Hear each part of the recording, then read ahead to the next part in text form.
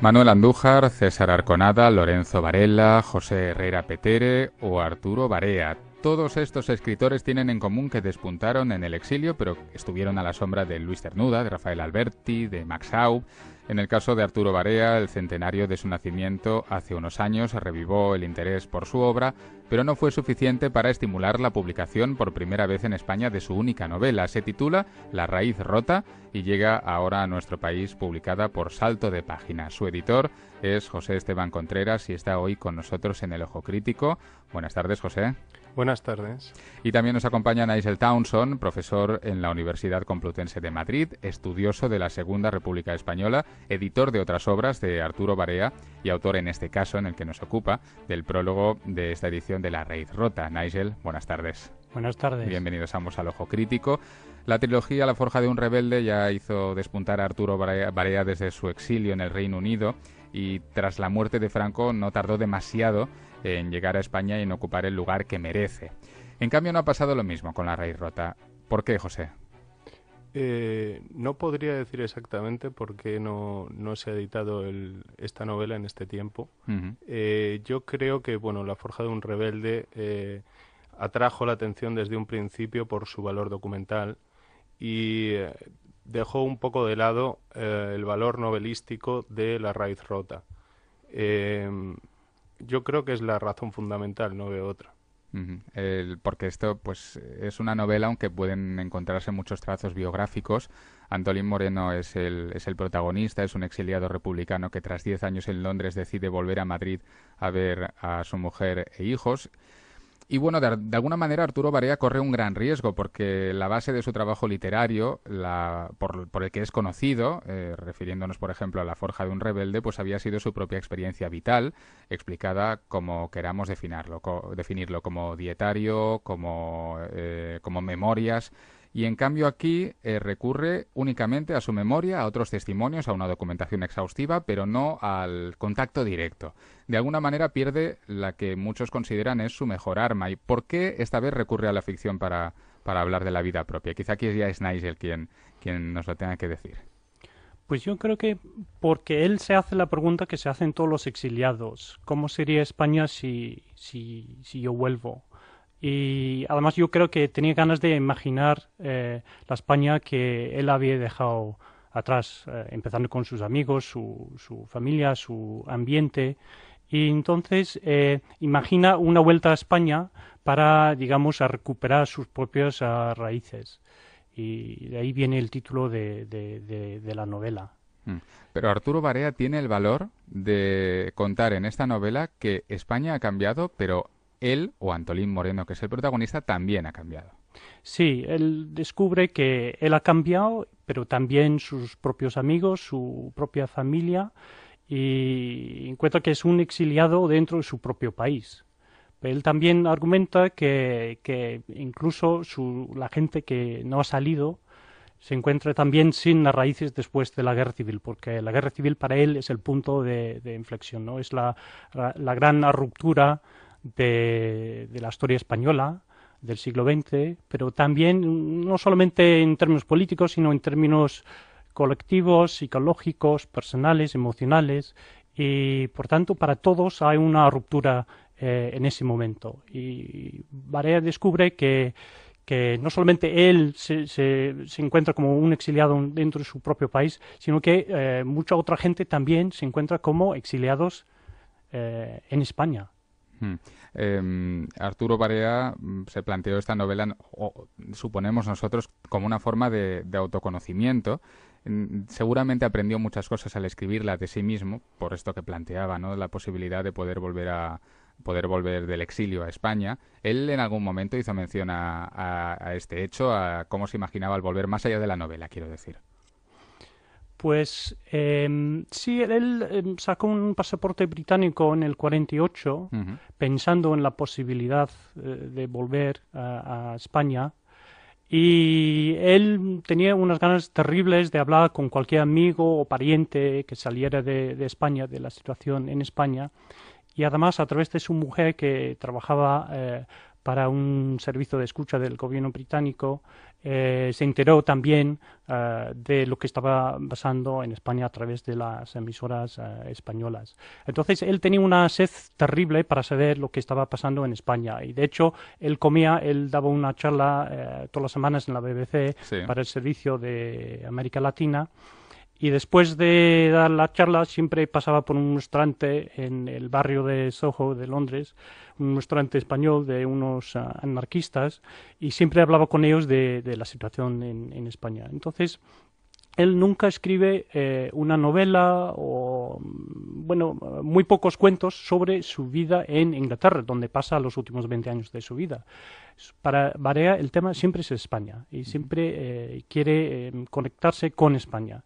Y por tanto, yo creo que para él era fundamental escribir una novela sobre la España de la posguerra, porque es lo que había perdido y es lo que de una manera quería recuperar a través de su escritura. Y su visión de la España, del Madrid de la posguerra, es devastadora. Es un Madrid podrido por la corrupción. Y bueno, a partir de ahí, cada uno de sus hijos, e incluida su mujer, son un poco las opciones vitales que, imagino, según él, tomarían los españoles en cada momento, ¿no?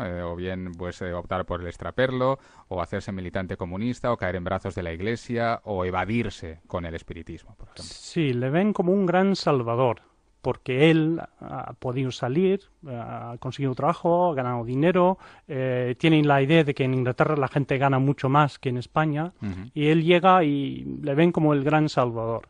Y eso en sí mismo yo creo que dice mucho de la desesperación de la familia de Arturo Barea, porque viven en unas condiciones miserables, terribles, en Madrid, en una situación desesperante, ¿no? Pero él no es capaz de responder a sus expectativas y eso es lo que causa unas tensiones terribles dentro de su propia familia, ¿no? Él es el catalizador de esas tensiones internas que han soportado durante tanto tiempo, ¿no? En la novela también se intuye una tensión muy elevada entre idealismo y pragmatismo.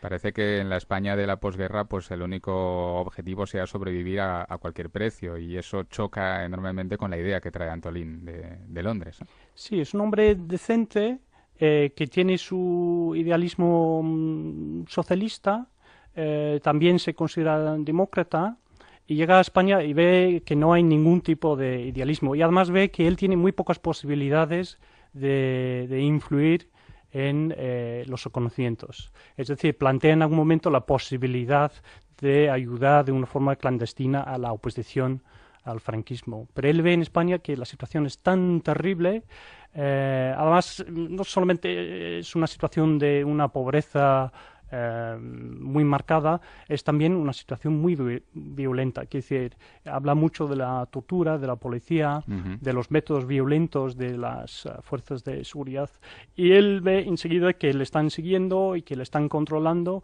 y que las posibilidades de actuar en España, o en el sentido político o en el sentido económico, son muy, muy limitadas. Y eso yo creo que le hunde. Él dice, en algún momento en la novela, él dice, considero que mi vida ha sido un fracaso, pero realmente veo que aquí que todos han fracasado.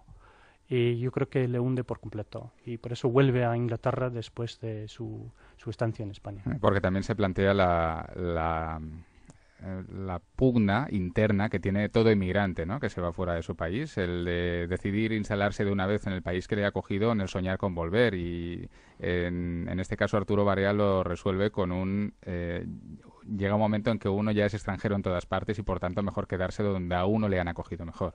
Sí, y además ve que después de 10 años del exilio tiene muy poco en común con su propia familia. De hecho, él considera que la novia de su hijo Juan, que se llama Lucía, tiene más en común con él que sus propios hijos. Es decir, la quiere más que sus propios hijos. Y eso dice mucho de la distancia entre él y su propia familia. Efectivamente. Describía Arturo Barea su estilo como crudo, desprovisto de florilegios del lenguaje, sin titubeos intelectuales, y aseguraba que trataba de expresar simplemente lo que sentía y lo que otros sentían en el lenguaje que a él le parecía más claro. Esto se aplica perfectamente a La raíz rota. Exactamente. Una de las grandes virtudes de Arturo Barea como escritor es que es muy descriptivo. También emplea un lenguaje muy coloquial, el argot del Madrid de entonces, en este caso. Y él, como George Orwell, quiere llegar a las clases populares a través de su obra. Él no quiere ser elitista, es anti-elitista. Él quiere que todo el mundo pueda leer su obra. Y para él es fundamental, entonces, hablar con un estilo muy sencillo, muy directo, y además con el lenguaje de las personas de la época y no con un estilo muy barroco y muy artificial. Bueno, suponemos, como comentabas, que su trabajo en la radio bien pudo influir también en este estilo, aunque fue ya en su última etapa, ¿no? Pero también pudo tener que ver en este lenguaje directo. Exactamente, sí. Él tuvo que presentar una charla de 14 minutos y 30 segundos todas las semanas, y muchas veces se puso a escribir esa charla el día antes del programa. Y entonces eso le hizo reflexionar sobre el estilo y la necesidad de explicar las cosas de la forma más breve posible. José, con La raíz rota de Arturo Barea iniciáis una nueva línea en salto de página. Este es el primer número de una colección, de la colección Cian, que se va a centrar en eso, en recuperar obras que están ausentes del panorama literario español, que no deberían estarlo. Sí, en principio, cuando nos planteamos el inicio de esta colección, pensábamos seguir un camino en el que recuperemos obras tanto que sean inéditas, como en el caso de La raíz rota, o que lleven mucho tiempo sin estar a disposición del público español. Ocurre con un gran número de obras, o sea, hay un gran número de obras que se encuentran en este caso, ¿no? A lo largo del siglo XX, ya sea por razones que tienen que ver con casos como el de Arturo Barea, que no se editaron en España en su momento debido a ser obras de exiliados, o por otras razones que tienen que ver con momentos del mercado, por decirlo de algún modo. ¿Y qué tenéis en cartera? Pues tenemos varias obras, por ejemplo, de autores como Wenceslao Fernández Flórez, o como Edgar Neville, o como autores hispanoamericanos. Nosotros no solo publicamos autores españoles, también hispanoamericanos, y por ejemplo Mujica Lainez, o autores a lo largo del siglo XX siempre. Pero Salto de Página inicia esta colección Cian con La raíz rota de Arturo Barea, que por fin llega a España. Había sido publicada en países latinoamericanos, pero nunca aquí, por tanto es un motivo de satisfacción tanto para José Esteban como para Nigel Townsend.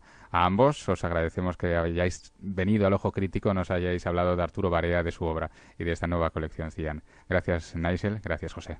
Gracias. Gracias, hasta luego.